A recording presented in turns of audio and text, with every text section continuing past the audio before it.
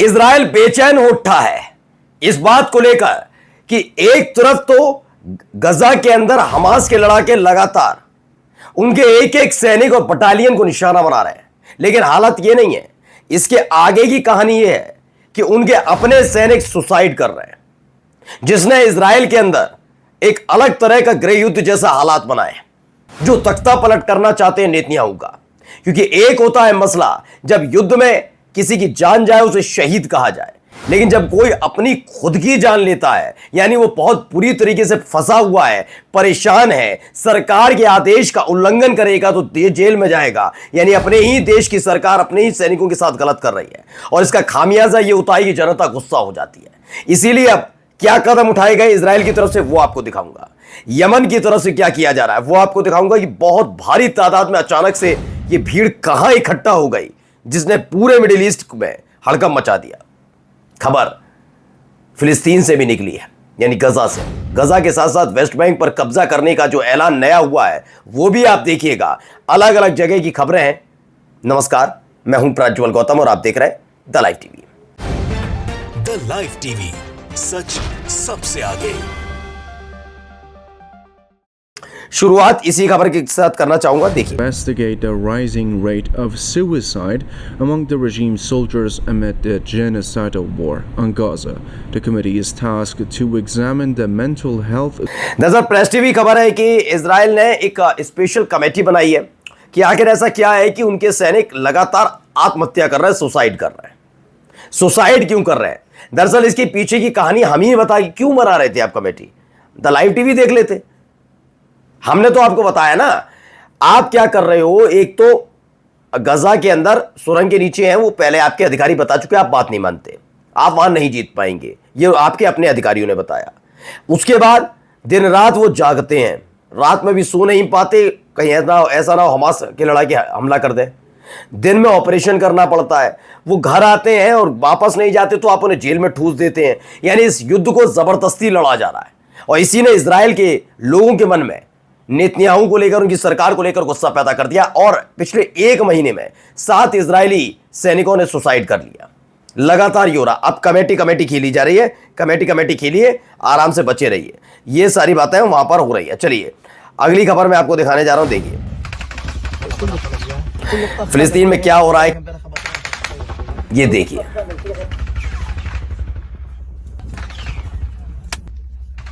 ये गोली मारी जा रही है, जो ह्यूमैनिटेरियन एड लेने वहां पर पहुंच रहा है उसको गोली मार दी जा रही है। ये स्थिति बना रखी है आप लोगों ने। और फिर कहता है नहीं, इजराइल के साथ इस समय जो हो रहा है ना, वो तथ्यात्मक रूप पर बिल्कुल सही है। क्योंकि शुरुआत में तो लगा भी है कि चलिए हमास ने हमला किया तो उसका बदला लेंगे, लेकिन आप हमास से बदला नहीं ले पा रहे, आप निर्दोष जो फिलिस्तीनी है उनकी हत्याएं कर रहे हैं। चलिए अगली खबर देखिए। 100,000 ऑफ यमनी फ्लड्स, यमन के लोग सड़क पर उतरे हैं। पहले देखिए।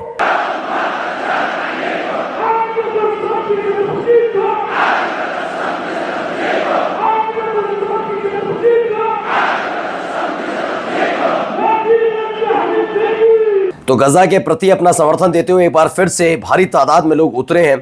इनमें बताया जा रहा है वो 17 लाख हूती लड़ाके भी हैं जो लड़ने के लिए, इजराइल से लड़ने के लिए, इजराइल में घुसने के लिए तैयार है। देखिए कितनी बेतहाशा भीड़।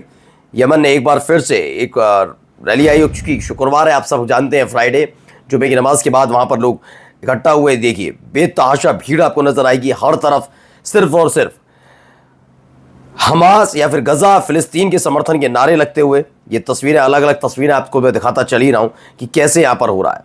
अच्छा, वहाँ क्या हो रहा है, इजराइल के मिनिस्टर ने कहा ये सही वक्त है जब वेस्ट बैंक को मिला लिया जाए इजराइल में। मैंने आपसे कहा ना, सितंबर का वक्त दिया गया, सितंबर तक अगर गजा ने के अंदर जो इजराइल कर रहा है उसे नहीं रोका तो फिलिस्तीन को मान्यता दे दी जाएगी, और कई देश इसके साथ है। नहीं, मेरे ख्याल से 1.5 महीने का वक्त रह गया है।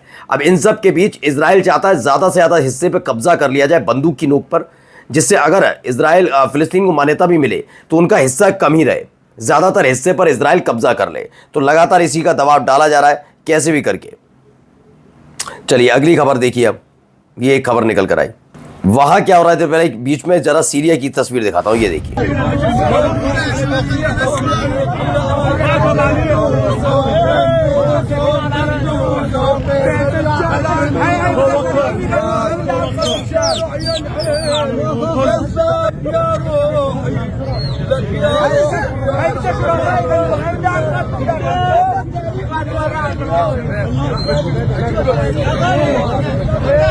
कौन है ये?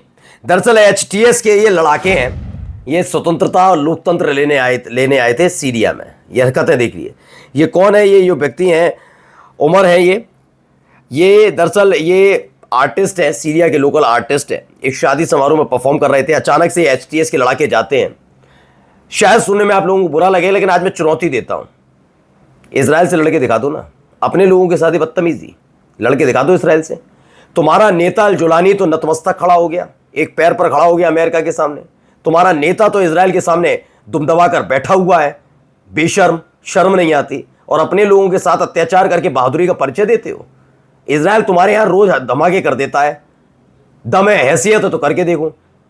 गुस्सा नाराजगी इस बात की नहीं है, जब आप अपने ही नागरिकों के साथ गलत करते हो तो आप वाकई लायक नहीं हो। सही कहता था अमेरिका, एचटीएस कोई लड़ाका संगठन नहीं है। हो सकता है आपको मेरी वीडियो में आपको गुस्सा दे रहा है। आप बताइए, आप अपने देश के नागरिकों के साथ ऐसा व्यवहार कर रहे हैं। और जब इजराइल हमला कर रहा था, क्या कर रहा था? दुम दबाकर बैठा था एचटीएस। वो अल-जुलानी, असद की सरकार से दिक्कत थी। ये दो कौड़ी का बैठे हुए हैं, इनसे दिक्कत किसी को नहीं हो रही होगी, जो अपने ही नागरिकों पर अपनी मर्दानगी और अपनी ताकत दिखाते हैं। क्या आपको यह नहीं दिख रहा कैसे सीरिया पर कब्जा करता जा रहा है इजराइल? वो नहीं दिख रहा। दिखाना अपने लोगों को ताकत है, इसे नामर्दी कहते हैं। चलिए अगली खबर देखिए। الجماعة أشرف من شرفه الدنيا كلها ثوار على راسي ثوار وكل شيء شبيه हिम्मत और हैसियत है अल-जुलानी की और एचटीएस की, तो गिरफ्तार करके दिखाया। ईरान के कितने लोगों को मार दिया, कितने लोगों को गिरफ्तार कर लिया। हिम्मत है? नहीं है। मैंने कहा ना, सिर्फ अपनों पर ही दिखाना है। एचटीएस की इतनी ही लेवल है, इतनी हैसियत है। और इस बार इस वीडियो पर आकर यह मत बताइएगा शिया और सुन्नी के बीच का भेद। शिया और सुन्नी का भेद नहीं है, यह मुस्लिम कम्युनिटी की बात हो रही है। अगर शिया और सुन्नी के बीच का इतना ही भेद है कि अपने देश को आप अमेरिका के सामने सौंप दोगे, आप इजरायलियों के हाथ सौंप दोगे, तो बात हो सकता है फिर शिया सुन्नी के नाम पर लड़ते रहिए जिंदगी भर। सवाल यही है सबसे बड़ा। इजराइल तुम्हारे देश के अंदर घुसकर तुम्हारी आर्मी पर, तुम्हारे राष्ट्रपति के घर पर हमला कर दे। एचटीएस क्या करे? झक मारा रही थी? नहीं ना। कर क्या रही थी वो? कुछ नहीं। अब करना क्या? अपने लोगों पर हमला। यह है इनकी हकीकत, और बनेंगे लड़ाका संगठन। कुछ नहीं लड़ाका संगठन ये। चलिए आइए अगली खबर देखिए। ये खबर निकल कर आई है, देखिए गजा का प्लान फॉर एक्शन। ये क्या मांग रहे हैं लोग? But this time, we hope for real action. We hope to see recognition of the Palestinian state and genuine support to end the extermination, the daily tragedy we endure, the massacre. दरअसल press TV ने interview लिया वहाँ के लोगों का। उन्होंने कहा है कि हमें अब बातों से मतलब नहीं है, हमें एक्शन चाहिए। और फिलिस्तीन को जिस तरीके से एक देश का दर्जा देने की बात चल रही है, हम उससे खुश हैं और हम वही सब कुछ चाहते हैं। चलिए यमन की आर्मी जो कंडक्ट किया है नया, वो भी सुनिए। Anti-Israel operations striking the regime-sensitive targets deep inside the occupied Palestinian territories. तो प्रेस टीवी खबर है, यमनी आर्मी ने नया कंडक्ट किया, एंटी इजराइल ऑपरेशन किया, जिसमें उनके खास तौर पर वो संवेदनशील इलाकों को निशाना बनाया जिनके जरिए इजराइल लगातार अपने दुश्मन देशों को डराने की कोशिश करता था। लेकिन इजराइल बर्बाद होता जा रहा है, अंदर अंदर खोखला होता जा रहा है। ये खबर निकल कर सामने आई है। कई और खबरें हैं, देखिए। हमास ऑल्सो कंफर्म क्या किया after the release by Islamic जिहाद। देखिए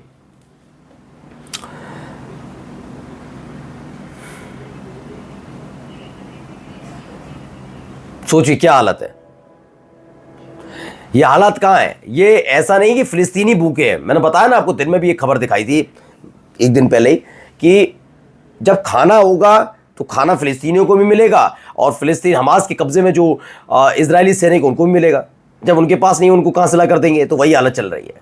ये भी बेचारे भूखे परेशान चल रहे हैं। अब देखिए एक और गजा के अंदर के हालात देखिए, कैसे भूखे मर रहे हैं, लेकिन कोई फर्क नहीं। ये देखिए ये हालात हैं। ये ऐसे देश में आप रह सकते हैं ऐसी स्थिति में? और देखिए तस्वीरें, एक और वीडियो। भूख,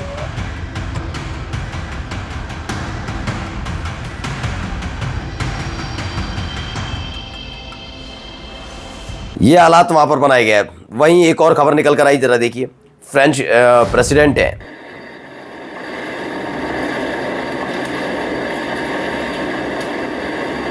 गजा में लगातार एयर ड्रॉप किया जा रहा है।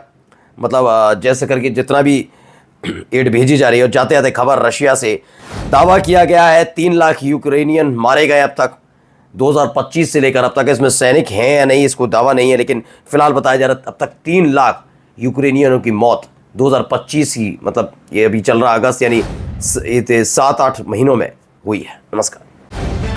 द लाइव टीवी, सच सबसे आगे।